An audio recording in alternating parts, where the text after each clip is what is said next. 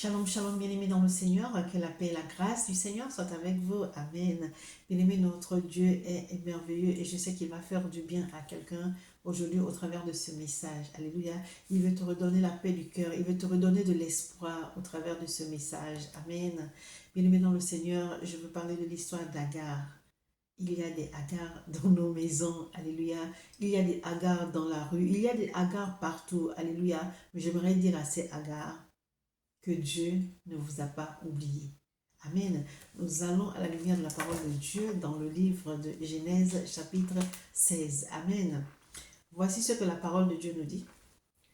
Saraï, femme d'Abraham, ne lui avait point donné d'enfant. Elle avait une servante égyptienne nommée Agar. Et Saraï dit à Abraham, « Voici, l'Éternel m'a rendu stérile. Viens, je te prie, vers ma servante. Peut-être aurai-je par elle des enfants. » Abraham écouta la voix de Saraï.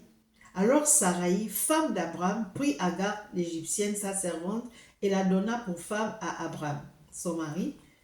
Après qu'Abraham eut habité 10 années dans le pays de Canaan, il alla vers Agar et elle devint enceinte. Quand elle se vit enceinte, elle regarda sa maîtresse avec mépris.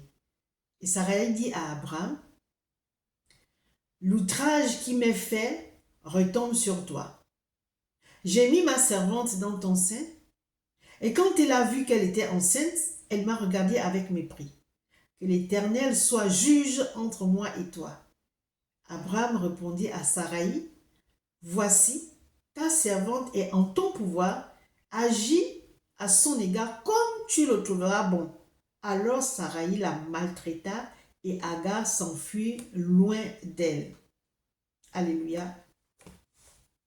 Bien-aimé dans le Seigneur, il faut savoir que Agar était une noble égyptienne, alléluia, servant à la cour du pharaon qui décide de suivre Abraham et sa femme qui est la demi-sœur de Abraham. Donc Saraï, femme d'Abraham, était sa demi-sœur. Ne faisant point d'enfant, elle était stérile. Saraï offre Agar à son époux, alléluia, pour qu'il lui fasse un enfant. Amen. Mais lorsque Abraham alla vers Agar, elle tomba enceinte. Et quand Agar tomba enceinte, elle méprisa sa patronne, ce qui a déplu totalement Saraï. Et elle dit à son mari, « J'ai mis ma servante dans ton sein, et quand elle a vu qu'elle était enceinte, elle m'a regardé avec mépris. Que l'Éternel soit juge entre moi et toi. » Et qu'est-ce qu'Abraham lui a dit? Abraham lui a dit, « Voici ta servante, elle est en ton pouvoir. Agis à son égard comme tu trouveras bon. » Et qu'est-ce que Saraï a fait? Elle l'a maltraité, alléluia. Elle a maltraité Agar. Une femme enceinte, maltraitée, qui n'a pas d'attention, ça fait mal, ça fait souffrir. Et nous allons lire le verset 7. Donc, elle s'est enfuie. Et en fuyant, il y a eu l'ange de l'Éternel qui est venu vers elle. L'ange de l'Éternel la trouva près d'une source d'eau dans le désert, près de la source qui est sur le chemin de Shur. Il dit, « Agar, servante de Saraï, d'où viens-tu et où vas-tu? » Elle répondit, « Je fuis loin de Saraï, ma maîtresse. » L'ange de l'Éternel lui dit, « Retourne vers ta maîtresse et humilie-toi sous sa main. » Alléluia. C'est dur de retourner dans un endroit où on te maltraite. Alléluia. Mais derrière ça, il y avait quelque chose de grand. Alléluia. Il y avait quelque chose de grand. Mais il fallait que Agar obéisse. Vous voyez, l'obéissance est la clé de la faveur de Dieu dans ta vie. Amen.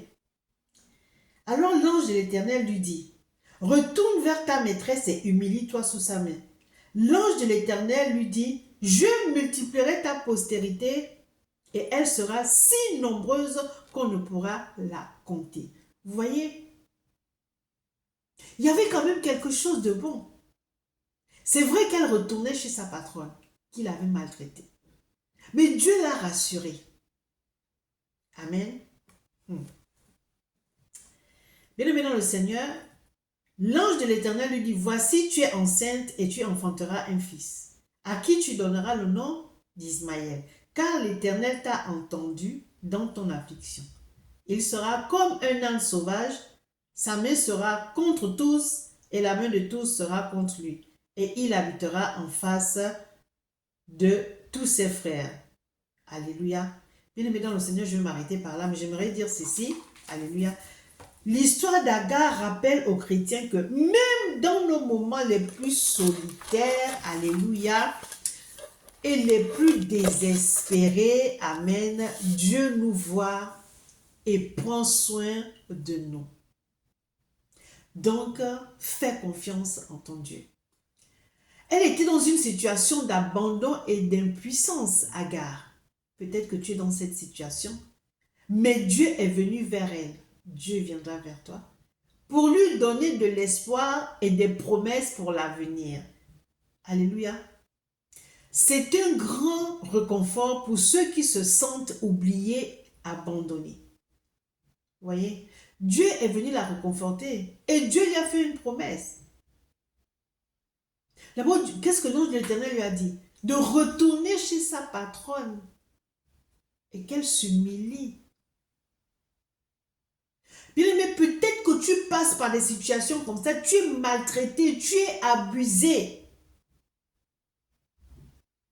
Mais Dieu te dit, ma fille, retourne là où on t'a humilié. Retourne là où on t'a maltraité. Je vais me glorifier là. Si tu n'obéis pas, tu ne verras pas la faveur de Dieu dans ta vie. Si tu obéis, tu verras la faveur de Dieu dans ta vie.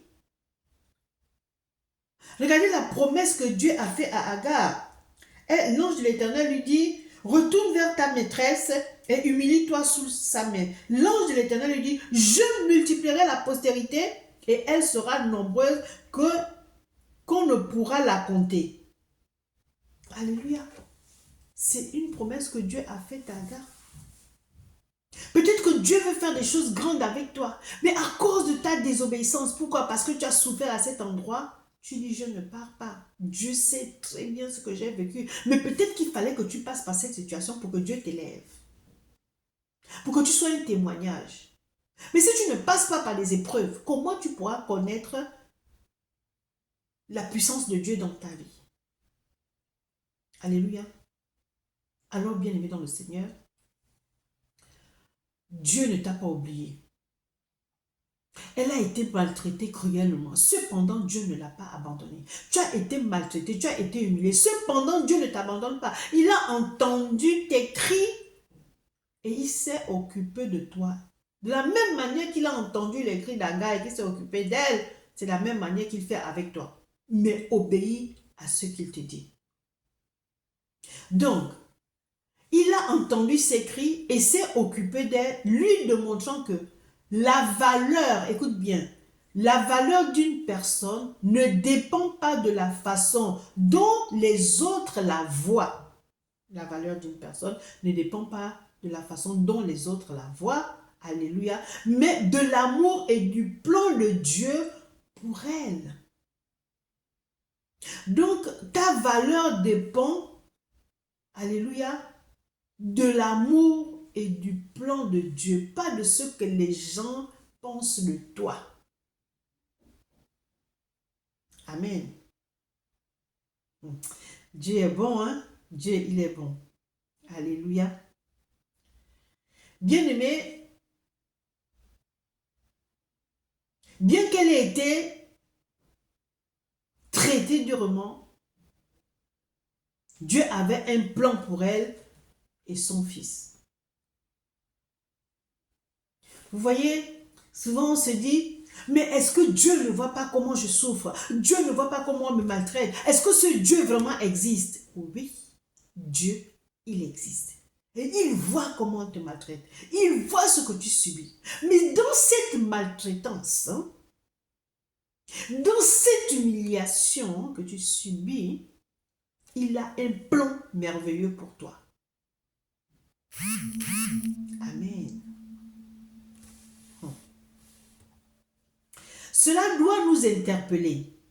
Voyez, Dieu peut transformer même les situations les plus difficiles en résultats positifs. Il est Dieu. Bien-aimé, Dieu est prêt à intervenir dans ta vie. Alléluia. Il est prêt à intervenir dans ta vie. Donc, Dieu est prêt à intervenir dans la vie de ceux qui sont négligés dans la société.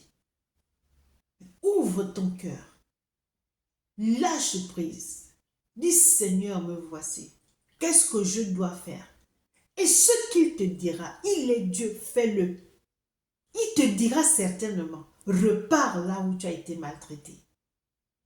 Va même demander pardon parce que tu as fui de cet endroit. Tu vas dire non, mais Dieu, qu'est-ce que tu racontes là? C'est moi qui ai souffert et c'est moi qui dois demander pardon. Oui, parce que tu étais sous leur responsabilité et tu es parti. Gloire soit rendue à Dieu que tu n'as pas été tué. Donc tu dois repartir, tu demandes pardon et tu t'humilies. C'est dans cette humilité-là, c'est dans cette obéissance-là que Dieu va t'élever. C'est ce que beaucoup ne comprennent pas. Dieu a vu que tu as été humilié. Dieu a vu qu'on t'a accusé faussement. Dieu a vu qu'on t'a maltraité. Mais il veut manifester sa gloire. Quand la parole de Dieu nous dit, bénis ceux qui te maudissent, bénis ceux qui te persécutent, vous pensez que c'est facile? Humainement parlant, non, ce n'est pas facile. Mais quand Dieu te dit ça, c'est qu'il t'a donné la capacité de le faire. Amen. Bien-aimé, Dieu est prêt à intervenir dans la vie de ceux qui sont négligés dans la société. Agar a été favorisé par Dieu en lui démontrant qu'il se soucie des faibles et des petits. Tu seras aussi favorisé. Dieu va te montrer qu'il se soucie de toi qui as été méprisé. Donc sa faveur sera sur toi. D'où l'importance capitale, bien aimé dans le Seigneur, d'obéir. Toi qui es Agar, tu te dis que non, je ne peux pas. Non, non, c'est pas possible. Dieu te dit, hein, c'est là-bas que je vais te bénir. C'est là-bas que je vais manifester ma puissance. Amen. Donc il te faut retourner là où on t'a maltraité. Alléluia. Agar est l'image de ceux qui se sentent non appréciés et exclus. Mais Dieu ne l'a pas oublié. Mais Dieu ne t'a pas oublié. Tu es exclu, tu n'es pas apprécié par les hommes. Mais Dieu ne t'a pas oublié. Dieu t'a dit quoi? Que la valeur d'une personne ne dépend pas de la façon dont les autres la voient, mais de l'amour et du plan de Dieu pour elle. Alléluia. Donc ta valeur ne dépend pas de l'homme, mais de l'amour et du plan de Dieu sur toi. Son histoire nous rappelle que Dieu entend toujours les cris de ceux qui sont dans le besoin. Tu es dans le besoin, crie à Dieu. Il t'entendra et il viendra et il te sauvera, il te sortira de cette situation. Donc j'aimerais dire à quelqu'un ici que quels que soient les abus que tu subis, Dieu t'entend. Crie à Dieu, il t'entend. Et il viendra à ton secours, comme il a fait avec Agar. Il n'a pas abandonné Agar. Aujourd'hui, on parle d'Agar. On parlera aussi de toi. Aujourd'hui, on parle du fils d'Agar. On parlera de tes enfants aussi. Mais c'est parce que tu as obéi à la voix du Seigneur qu'il t'a fait grandir, qu'il t'a élevé. Agar, tu n'es pas abandonné. Tu es maltraité par les hommes. Mais Dieu te dit, va chez ces hommes qui t'ont maltraité. Humilie-toi et moi je vais t'élever. Alléluia. Alors bien-aimé dans le Seigneur, c'est ce message que j'avais pour toi aujourd'hui. Dieu ne t'a pas abandonné. Fais-lui tout simplement confiance. Il a des grandes choses pour toi. Il a des plans de paix, il a des plans de bonheur pour toi. Il a des promesses pour toi. Alléluia. Agar, Dieu ne t'a pas abandonné.